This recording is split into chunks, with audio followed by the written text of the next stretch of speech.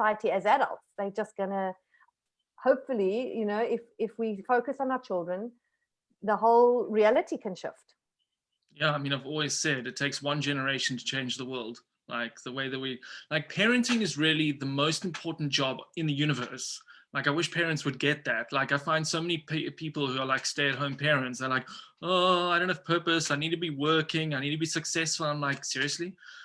Absolutely. It's the most probably the most underappreciated in the moment, but the most rich in terms of the personal growth journey too. So you just talk about, you know, want to learn, want to like accelerate your self-awareness, have a child. You know, they're going to show you every single thing. They are so present. They are so, they're such a mirror of everything that you see and don't see, which makes it a beautiful but intense journey, of course. And that's kind of why I wanted to write the book. And I wanted to write it with the view of look at yourself first. So every single chapter I start, and even within the chapter, I keep going back to how were boundaries in your childhood? You know, if you self-reflect, and then you get the information of maybe a possibly new or better way, it can have a very amazing impact. So a deep dive into some major personal development and work, I think, should be a prerequisite to any would-be parents. I mean, basically, if you don't sort out your own shit, your kids are going to reflect it to you, and you're going to go like pretty crazy. Absolutely. Absolutely. And today's kids are so aware, they do not fall for emotional blackmail, manipulation, threatening tactics. They like, no, they just laugh at us. As you know, they're like, they're not going for that. Sure. And they can see and feel, which is what I love. Most of them are so sensitive. They can see and feel our energetic field or vibe almost instantly. Like we can be smiling and saying I'm fine, but if we're not feeling fine, they get that. Well, that's an important point. I think so many parents think, because they're all in their rational minds, that, you know, the only thing that kids pick up is what you speak to them and say to them and share with them. But they pick everything up. I mean, if there's any kind of disturbance, either in your own psyche or in the household, like, they pick it up. I mean, the first chapter of your book is all about emotional security. So tell us a little bit of how important that is. Yeah, well, in my framework, I feel that that's like a vital pillar, because if children don't feel emotionally safe, then it's like the foundation of their life, which is supposedly 0 to 7, or pre-0 to 7. The whole foundation, if I liken it to a house, it's like starting to build your house on a very skew or not solid foundation. And emotional security is, so it's actually should be or could be so easy to put in place. It's routines, it's keeping with the boundaries, it's preparing kids ahead of time with words, it's marking changes. I have a whole chapter, I think, on beginnings and endings, because so many things happen, even the exciting things like birth of a new brother or sister, or change of grade, or, you know, divorce, the biggies, the smallies, that we don't mark. And if we actually mark these changes and prepare children for it and make even like a ceremony around it consciously, they can really become more secure through that. You know, we don't have to see things in that black and white way of this is damaging and this isn't. It's how we present ourselves and every opportunity, every moment and every circumstance to our kids. Sure. I mean, one of the lovely things that I've always believed is that the content of your life is really 10%. 90% is what you do about it and how you perceive it. So, you know, if there is a big change in life and the parents lose their marbles and are expressing fear and bickering at each other like that, the child is completely destabilized. Absolutely. Definitely.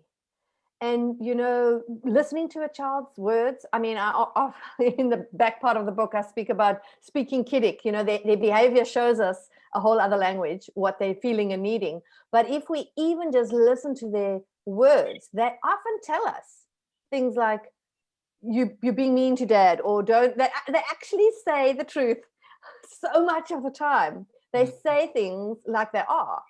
That's the joy of not having a filter. They can be 100% honest. And then they learn to like shut it down progressively because they get the response of like, hey, don't tell me what to do. Yes, and even the shutdown that comes within the schooling system of now it's all around competition.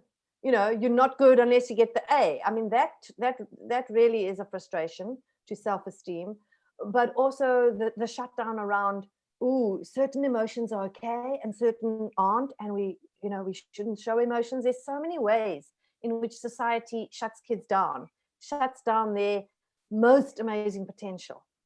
Sure. Yeah, I've always believed the only reason for school in the way that it is presented in the industrial complex is to teach kids to sit still all day long so that they can grow up and sit behind a desk. Yeah.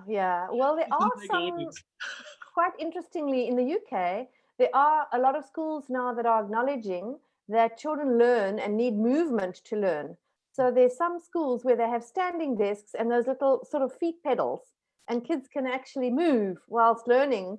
And obviously in Finland, where they have an incredible only 4-hour max school day, the kids get to design the playgrounds.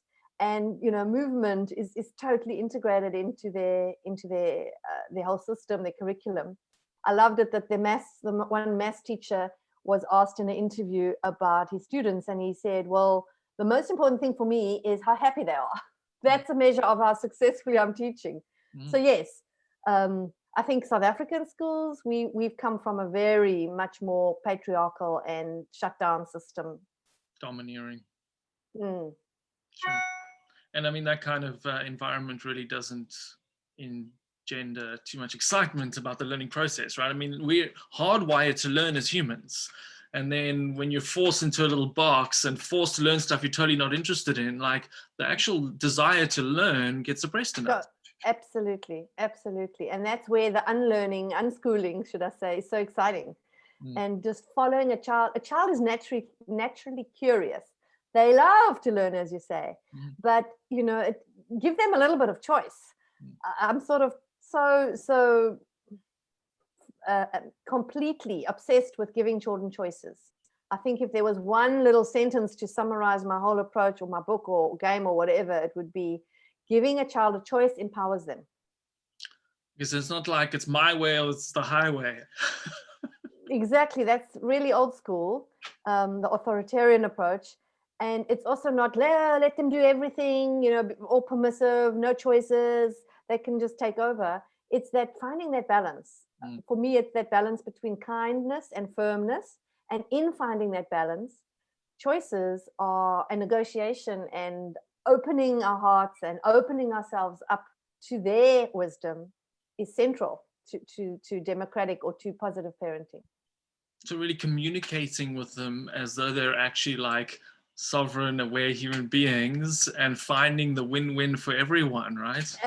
Absolutely. In fact, there was a Native Indian American a researcher quite long ago, I think it was in the 70s or 80s, and he looked at this whole circle of courage model that I speak about, about raising self-esteem. And he mentions that in that culture, the word for child is sacred being, which I've always loved. I mean, imagine if we called our children, we spoke like this about them.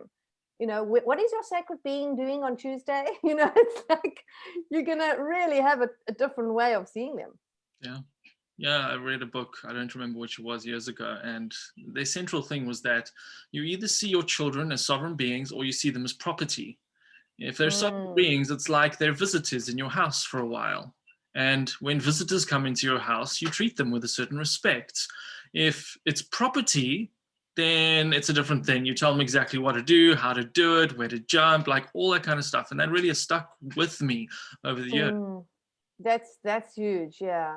And with the property comes that sense of ownership. Like, I'm entitled to punish you because, I raised you or I brought you into the world. And well, research shows so clearly that punishment, old style punishment, is totally fear-based and literally even affects the brain and the brain development. It's not a good way. No, I remember being physically assaulted. Had to do quite a bit of work on that. Oh, goodness. Yeah, as we were saying, that woundedness, the adult wounding just is so often and unintentionally. I really have compassion for our parents and grandparents and our lineage as well, because they didn't really know better. They didn't have the tools that are available now. Maybe. But yeah, it does take a lot of undoing. So, I mean, in your part of your book around emotional security, you talk about the big storms and the big changes. Maybe just give us some tools that parents can use, at this time, especially with all the changes happening. Like parents could have lost work, or all sorts of stuff. Yeah, What are your yeah. top tips for them? Well, firstly, like monitor and observe, because I can't give tips without like a context. You got to know, is this big change affecting my child, and how would you know that? You'd be observing certain behaviors, certain changes, and those can be anything from a quiet child becoming all boisterous and over the top loud, to the opposite, to nail biting suddenly, or bedwetting, or that wasn't there before, or bedwetting that ended long ago and now they're starting to bedwet, acting out aggression, so many signs in their behavior, particularly also concentration changes at school, marks decreasing, like a whole lack of interest in things that they used to love. So those kinds of things are, for me, the telltale warning signs. Yes, something big has affected them. We know COVID has been big for just about every child, unless you're very fortunate to live on a farm already like yours and be unschooled. So then noticing and monitoring, okay, these are the changes, and they actually kind of just take a note of which days, what happens, and then really reassure. So if you're working with that emotional safety leg, or prong, as I call it in my book, they're like a tripod. How can I now put in place the security that was taken away? Well, I can reassure. I can repeatedly tell my children, which is also telling that part in the brain, we're safe. It's okay. We can handle this. We've got through this. Literally using those kind of words, and even telling them about their security guard inside their brain, which is the amygdala, of course, that puts us into flight, fight, freeze. They could name their little amygdala, like Johnny, Bob, whatever, and call it security guard, and just giving it that distance. Oh, it's Johnny's getting strong again, if they're not sleeping at night. And then let's tell Johnny the room is safe, nighttime safe, let's look around the room. So, letting kids actually empower themselves is a very big win-win for kids and parents. Mindfulness techniques for big changes, like breathing, slow, deep breathing. And if you tell a child just to breathe slowly and deeply, they're going to go, it's not such fun. You got to make it fun. So we have several ones. A rose candle. They're going to smell the rose and blow out the candle. Or hot chocolate breath. They're going to take a cup and pretend there's really hot chocolate in it, and they going to raw cacao hot chocolate, and they're going to, with maca in, they're going to blow it nice and cool. So these kinds of things are little tricks. Teddy belly breathing. They put a soft toy on their belly, they lie down, and it's pretty much like a yoga breath, but the belly has to rise.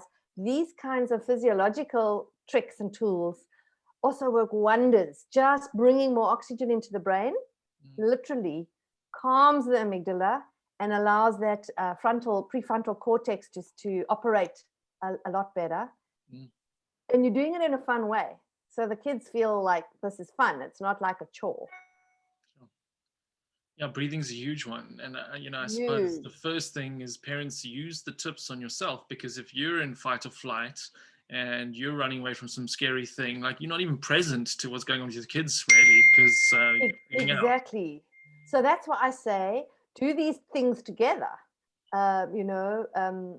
Reassure, obviously the parent is reassuring in words, but another big one is ask rather than tell. So you're going to see from your child's physiology, their face, their shoulders, you're going to see from their body what the feeling is. They're not going to be saying it necessarily. Their behavior is speaking volumes. And then you can actually ask instead of telling them, it's okay, nothing to worry about. That's what most parents do. They do the like cognitive, the door's locked, it's okay, go and sleep, we're all fine. Instead of, I'm wondering if there was a little feeling inside, what might it be? Or if there was a color for what's inside, and then the color wants to come out because it's not nice, and then the color is the scary monster. And it's asking, it's about being curious. Another nice question to ask is, how can we make this safer for you? What are you needing? And like you say, it really takes us as adults being present. That's fantastic. So in your book, you call that chapter "Respectfully Involved Parenting," which I loved. Discipline, I mean, it's such a big one, and it's in that chapter too.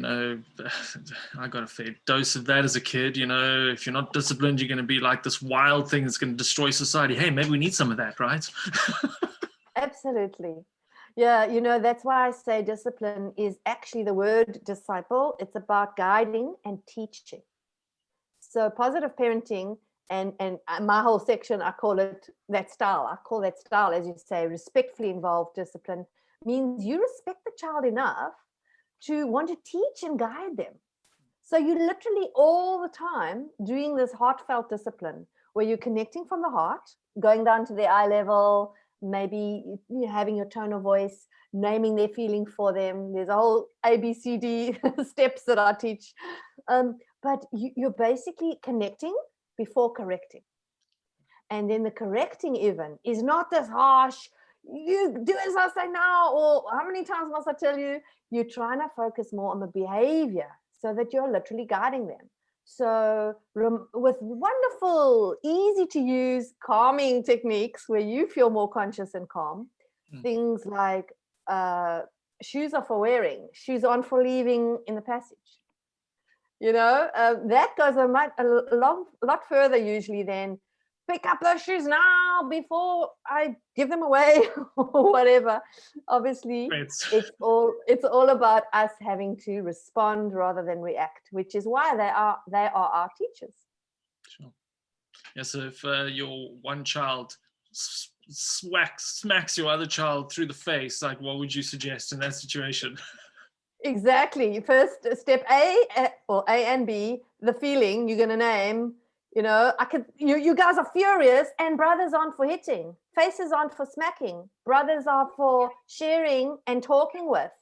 And we need to use our words. And obviously you need to repeat. But in a moment of absolute, like I call that violence, but like physical acting out, you would probably contain, like pull, like go kind of contain them. As you're saying this, you're not going to just talk them through it if they're about to hit the brother or pull the hair again. You're going to go, and you're going to use your voice. You're going to come in closer and really get to their eye level. I can see you furious, and take the little hands. But brothers aren't for hitting. And then, like I said, the asking back thing, you can on your second repetition or third one, what are brothers for? Are they for hitting? And very quickly, and then of course it goes further. If they're still not listening, you can give 3 choices, either or. And I talk a lot about this on all my Facebook stuff. I'm always talking about 3 choices, even in my game, 3 choices, because today's kids, when we only say either this or that, they often feel very manipulated. Either you eat your food or you're not getting dessert. Eat your supper or this or. And face it, we don't like that either. So if we're really respecting them, we'd give them 3 options. Now, the 3 options don't have to be radical, creative, like either stop hitting your brother, or we're going to take away the toy, or we're going to be separated into other rooms. They can actually be a little acronym I use, ETD, the easy choice. Immediately, you just let him go. like what the easiest option is. The T, the together, that's the crucial one in discipline where you get involved. Or I'm going to come and move you away from each other. And then the D, the final sort of old school, more difficult choice that they don't like. And the magical words after saying this would be you choose. And what that really does beautifully, of course, you need to repeat it sometimes, is it really gives them the empowerment. Like I said, choices empower children. So if I'm saying to the audience, either you guys can ask me questions now on each, just raise your hand now, and, or we can just do it at the end, or they don't need to be questions. You guys choose. You already feel, oh, nice, I've got to say. That's amazing. So carrying on with the feelings and carrying on with this hitting story, misbehaving and how kids misbehave, particularly younger kids. I often get like parents are like, they were doing it on purpose. They were intentionally like just trying to cause chaos. And it's like a 2-year-old or a 3-year-old. I'm like, I don't even think that child is capable of intentionally doing anything. It's all so instinctual. Yeah, well, there's a lot of physiology going on that explains it. And in ParentMagic, I talk about the needs beneath the behavior. I don't talk so much about the physiology, but both are equally valid. You're talking about younger, so I'm going to go into that. Younger children, their brain, the limbic system of the brain, the emotional reactive part of the brain is where they're operating from like 90% of the time. Their frontal lobes are literally not yet well developed. And the frontal lobes are reasoning, logic, planning, being able to self-reflect. So we're expecting a huge amount from little ones if we think they must quickly self-regulate. It takes a lot of time and patience and development to actually get to the point of managing their own emotions and behavior. So yes, I don't believe at all that any child is intentionally naughty. I can definitely agree that some are attention seeking, or let's say negative attention seeking. And often that's because they're not getting positive attention. The bid for attention, I mean, that must be a hugely important thing. If your child is making a bid for attention and you're just too busy and don't notice and don't respond or take 10 minutes to respond, I mean, that has a major impact on them. Definitely. Being aware of them and when they need attention. Otherwise, it's going to escalate. They're going to try harder and harder and harder to get your attention. Exactly. And they don't stop until, and they know your buttons so well, that they know when to use which behavior in which environment. That's why there's so many meltdowns in the shops, because they know they will get what they want if they go to a certain level. So when does the prefrontal cortex actually start coming online? I mean, that's like 7, 8 and beyond. Yes, 8 and beyond, and also, yeah, it's an ongoing coming online. So that's the challenge, and that's where mindfulness has been shown in research to literally, the more mindfulness tricks and techniques one is doing with your kids, like yoga and coloring and breathing techniques and those kinds of things, it actually is developing new neural networks, and it literally is connecting your limbic system, your reactive brain, more to your frontal lobes. So you have like more of a better highway, should we say. A lovely guy to watch, guys, if you're interested at all in this neuropsychology stuff, is Dr. Dan Siegel. And he talks about the hand model of the brain, with this being, imagine these being your eyes and the thumb being your limbic system, and this being your prefrontal, your frontal lobes. He says, and he explains it even to kids. What happens when we react is literally we flip our lid, we're coming from here. And then when we do mindfulness, we're creating paths between these parts of the brain so that it becomes a much easier flow, a highway of being able to, with time. So yes, developmentally, it is, it's not about an instant switch. It's over time and needs to develop. Sure. And I mean, those first 7 years, I mean, the state, if I've got this right, is really hypnagogic. It's subconscious patterning. I mean, they got no filters. They're just taking it all, Yes, sitting this taking down, in everything, absolutely, in a different, without the logic. So that's the trick. They're taking in everything. They're so susceptible, and yet they don't have the reasoning to actually filter. Well, oh, she meant that by that comment. That's why the COVID thing was so interesting, because a lot of kids had the facts, and they'd throw a fact at me, but there wasn't really the logic of how come that made them so afraid, because they didn't understand the context of those facts. Mm-hmm. And also, it's just an important thing to realize in terms of what you expose your younger children to, because they don't know filters. They're just going to take very. And that's why I was teaching the body song and the choice jar. I still have it here on my desk. I always have a choice. We did all these games for boredom in the first few weeks, because as much as you can, be so careful of what you let into a child, you can also take that same suggestibility and turn it into positive. That their minds are so wonderfully powerful. They learn a little body song, they say a couple of affirmations, and they've got it. It's not like us adults that, I don't know if this is working for me. They are so imaginative and yes, it's a color. I'm blowing it out. Okay, it's out. Next thing, breathe in the happy. Oh, I'm cool. That's just, they process. They're very, very, can be very, very open to positive as well. Sure.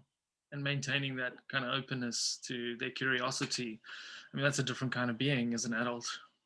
Well, absolutely. And that's why I think I have continued with this path of mine and the book and the game and everything, because I don't think you have to be a psychologist or a social worker or whatever, a teacher, to be able to develop and help a child. I think anybody with the right attitude and tools can make a massive impact in a child's life. Absolutely, sure. So we got 10 minutes left. I wanted to run through a few health things with kids just to get your perspective on it, and then we'll take questions. So guys, if you do have any questions on the content we've covered so far, you can pop them in the chat screen and then we can look at them. Devices. Yes. What about them? Well, I mean, today, just like everyone's on a device all day long. Yes. It's just crazy. Okay, so devices for this generation, they're born digital. We have a term for it, digital natives. So in a way, that's a whole new level of communication that we don't fully get because we weren't born digital. And of course, there's a lot of research been done as to what is appropriate, what's not.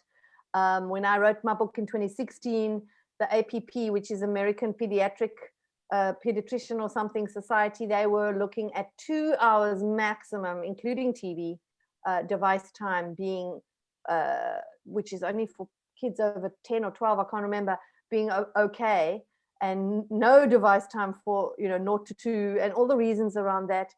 And it's gone way further than that since then, because I've been asked this a lot in interviews around COVID and how the device was like the go-to, the default to keep kids calm and happy. It's very interesting. And it makes such sense.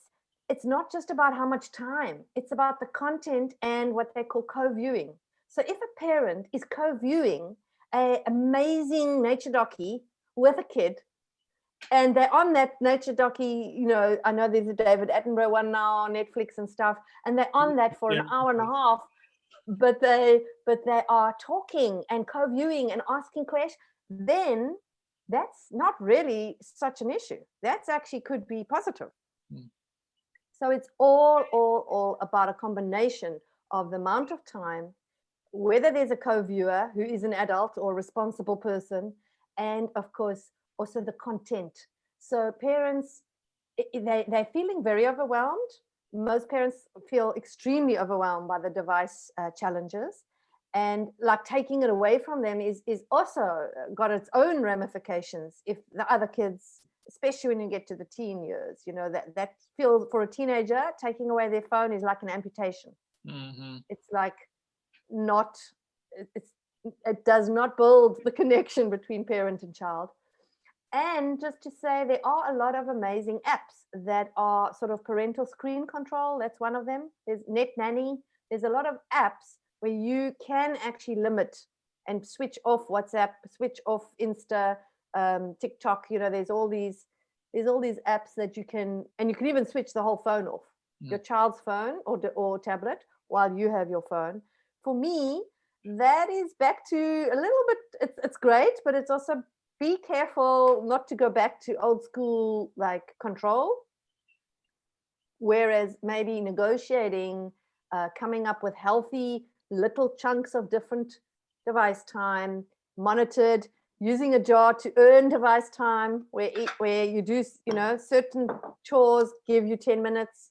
Those are the kinds of things that I recommend in terms of device time. And of course, we don't even need to go into the cyberbullying. I mean, what the potential dangers out there are also huge. I just recently watched something. What was it? The Social Dilemma on Netflix. Yes. And the generation now of teenagers and how social media is just it's basically destroying their capacity to connect to people. Yeah. It's just, absolutely. And I'm so glad that came out, because quite a few teenagers are watching that. Families are watching that show, and they're getting a bit of a wake up.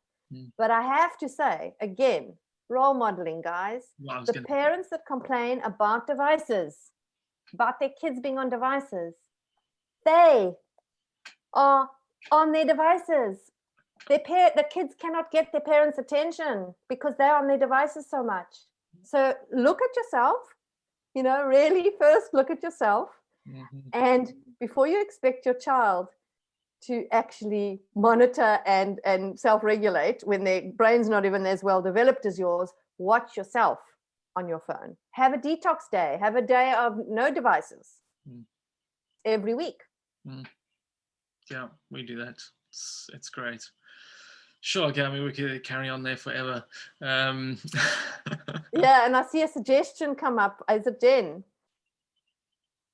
In the chat. Yeah, that's right. She said, kids using devices, please put them on airplane mode as much as possible. So there's no safe level of radiation for kids. Yeah, very, very good point, Jen. Absolutely. That's a whole other topic, which Jen knows a lot about.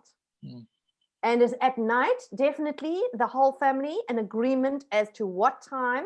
The parents make this agreement, but it all gets agreed on. What time all the devices go to a docking station and Wi-Fi gets turned off. Sure. Absolute essential. Sure. So I think the important distinction for me is that if a kid's just sitting in front of a device, there's no interaction happening with a parent, like trying to build interaction time in the day, with busy parents and schools and stuff. I mean, what you could probably have like 20, 30 minutes, maybe even less of like actual quality interactive time with your child. And then when they're suddenly teenagers, like you've spent hardly any time with them as, they were growing up anyway. So, the people are like, oh, but they all with time with their kids and they don't want to talk to me and they don't want to share anything with me. I'm like, okay. Yeah. Putting in the connection time in the formative years is so amazing, and it pays off all the way through their entire lives, because they're going to feel the sense of belonging, the emotional security. Obviously, it builds their self-esteem, but there are easy ways to connect, even in the car on the way to school. You can play a game of what's the best thing that happened to you yesterday, or what are you most grateful for? You can do gratitude jars at the table at night. You can make that at least your dinner time, or one of your meals is together. Those are all ways to connect. And it's just kind of almost being curious or asking the right questions. And then, of course, there are, games that you can play. And I really am not that au fait on many of these games, but become curious in their gaming world even, because there's a lot of stuff like Minecraft Creative. They are creating their own worlds. And when parents do get interested and show interest, you'll see the kids are so excited. They feel so empowered. And very soon they kind of like, not so keen about the game. They like, Mom, look, they're kind of more keen about the connection. Yeah, sharing with you. Sure. Yeah. So I want to chat about your game in a minute, but there was just one question further up. Do you have any positive tips you can share for parenting teenagers? I mean, it's a huge topic. Oh, yes. Okay, I'm going to say a few key things for teenagers. I'm actually just going to be blatantly honest here.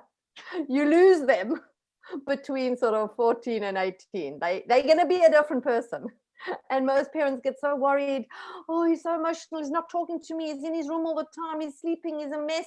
He doesn't eat well, or he's binging. Guys, that's a norm. So that's what I want to say. Be respectful of the fact that it is a painful process. The word adolescent really means painful process.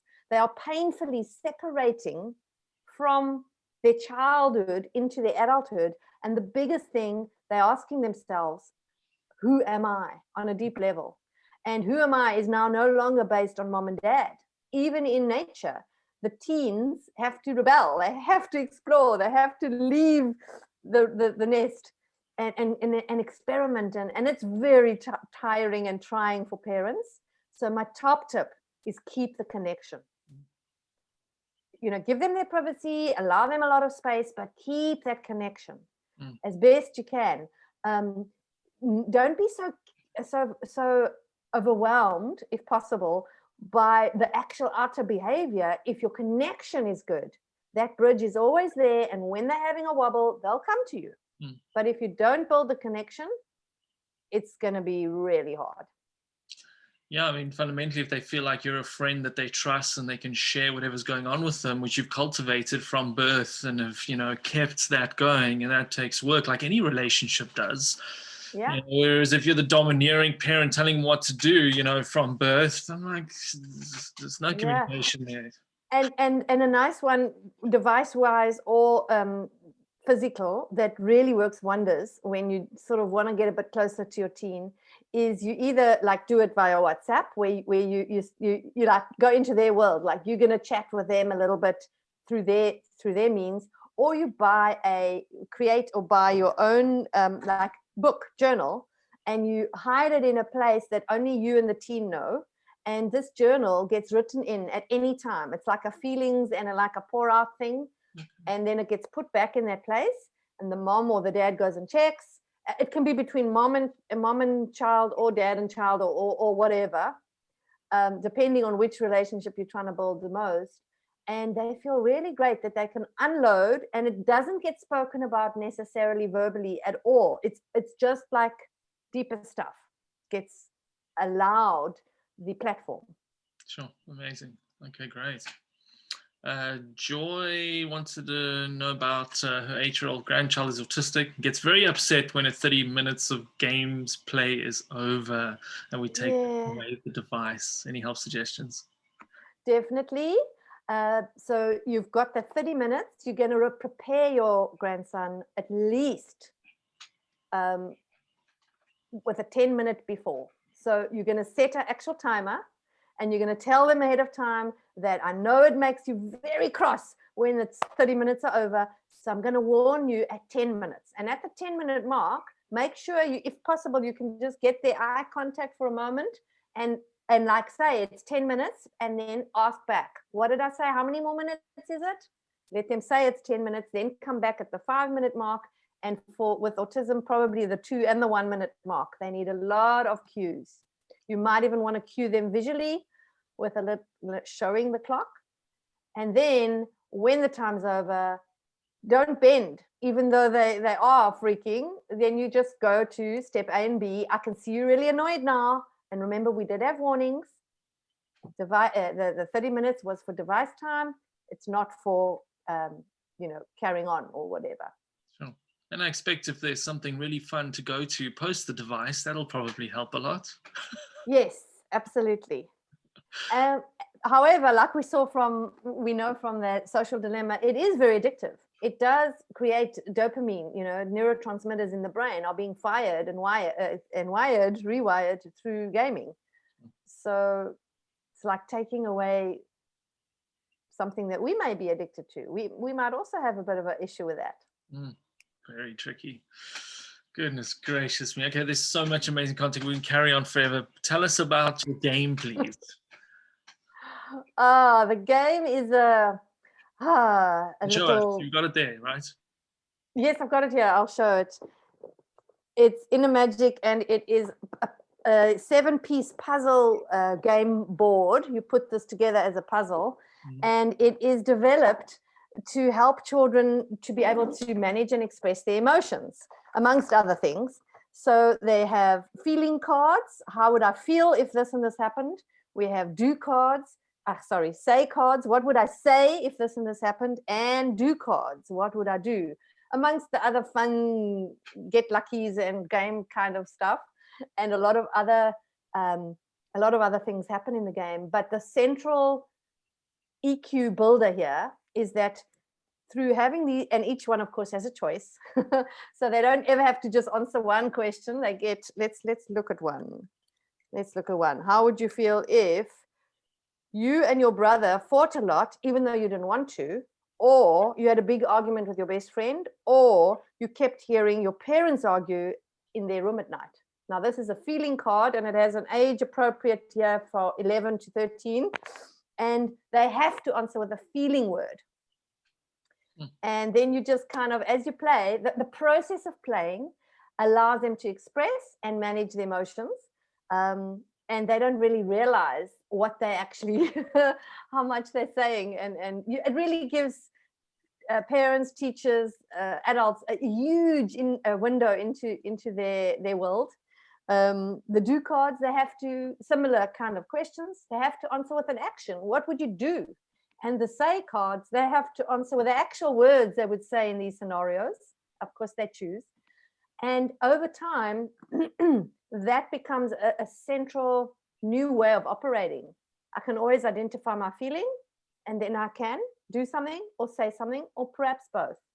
And that's just one sort of, I would say, main level of what came to me when I was designing the game.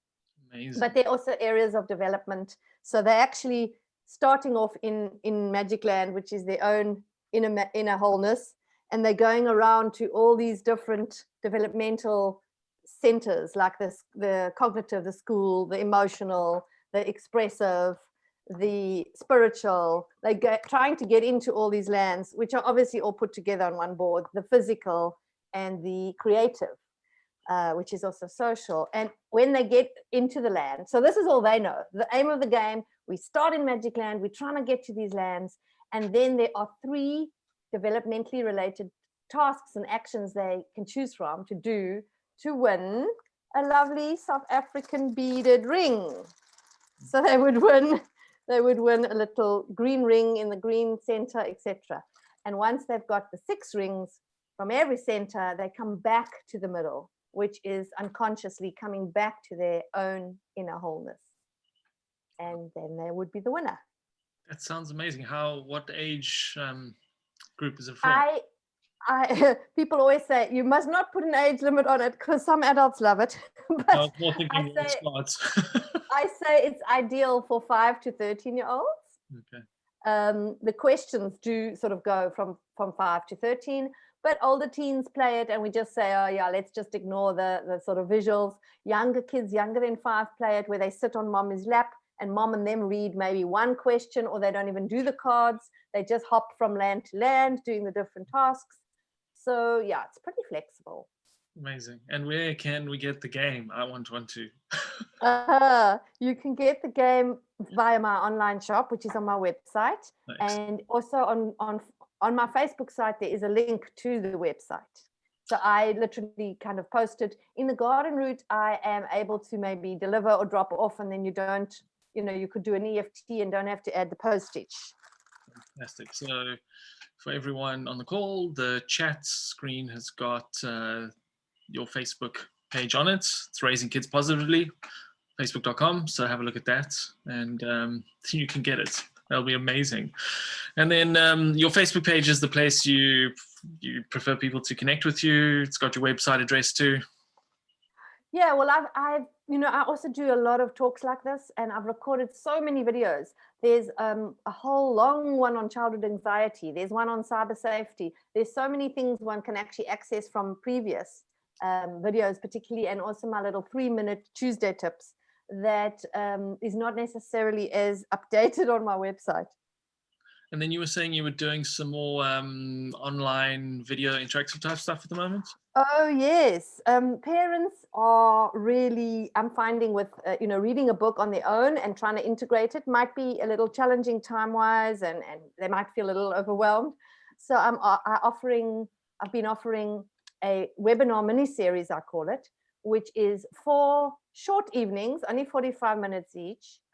But in between each week, I do what I call conscious integration.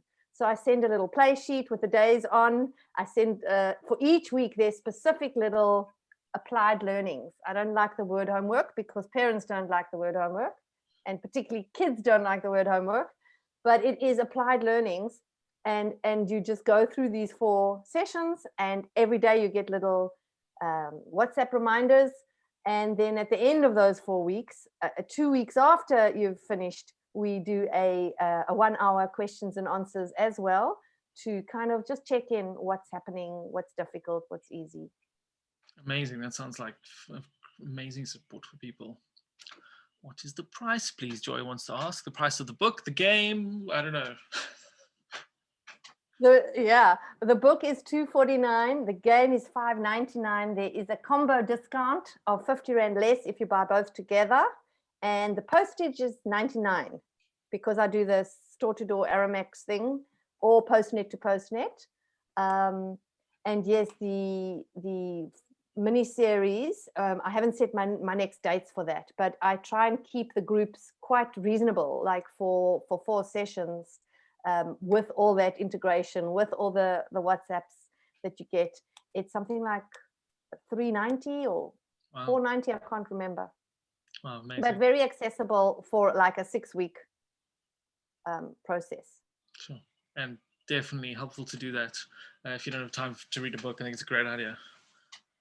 Yeah, absolutely. And guys, remember also, everything else. There's so much free stuff on my Facebook.